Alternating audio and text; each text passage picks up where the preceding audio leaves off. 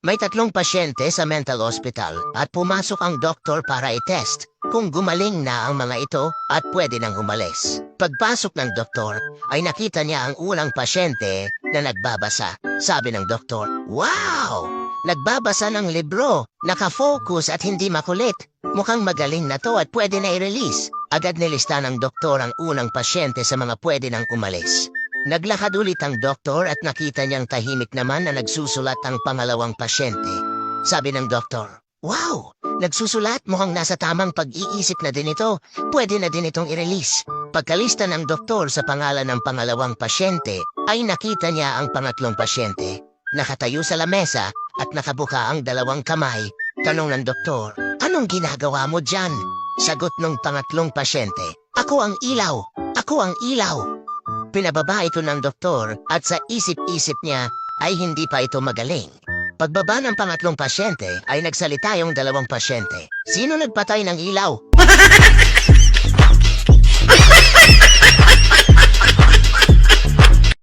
Isang babae ang laging nag-cheat sa kanyang asawa. Isang araw habang may kasama siyang lalaki sa kwarto ay biglang umuwi ang asawa nitong lasing na lasing. "Andyan ang asawa ko! Bilisan mo, magtago ka!" Sambit ng babae habang natataranta.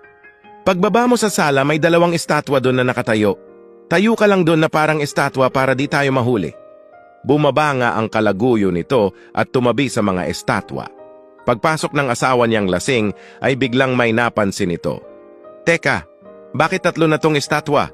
Dalawa lang to kanina pag alis ko ah." "Ano ka ba? Dalawa lang yan. Sa tingin mo lang yan tatlo kasi lasing ka." Pinipilit pa rin ng babae na dalawa lang ang estatwa. Hindi makumbinsi ang lalaki, kaya kumuha ito ng baril. Nagpaputok ito ng warning shot dahil may gusto siyang patunayan, and guess what? Yung tatlong estatwa ay nagsitakbuhan. Noon, hindi lahat ng magsyota naghahalikan. Ngayon, hindi lahat ng naghahalikan ay magsyota. Noon, tinitilian ang mga gwapong lalaki. Ngayon, ang mga gwapong lalaki, tumitili na din. Noon, tuwang-tuwa mga magulang mo kasi nakakalakad ka na. Ngayon, galit sila kapag may lakad ka.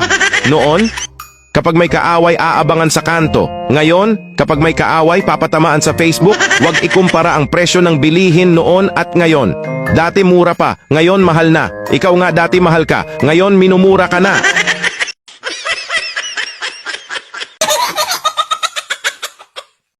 Kapag ang tenga ang nangati, may isang taong gusto kang makita.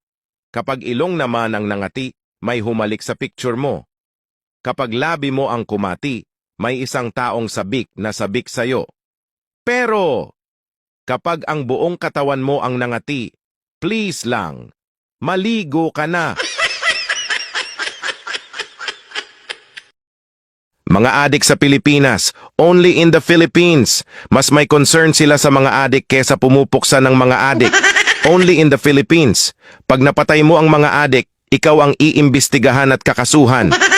Only in the Philippines, may malaking imbestigasyon sa mga napatay na adik, pero walang imbestigasyon sa mga biktima ng mga adik. Kung sa ibang bansa, bitay agad ang hatol pag nahulihan ka ng droga sa Pilipinas. Basta mapera ka o may backer kalaya ka. Kapag normal na tao, nagsasabi ng sana all. Pero pag adik, sana foil. Papayag ka bang kagatin ko ang iyong dibdib para sa 1,000 pesos? Tanong ni Renato sa magandang babae. Makinig ka.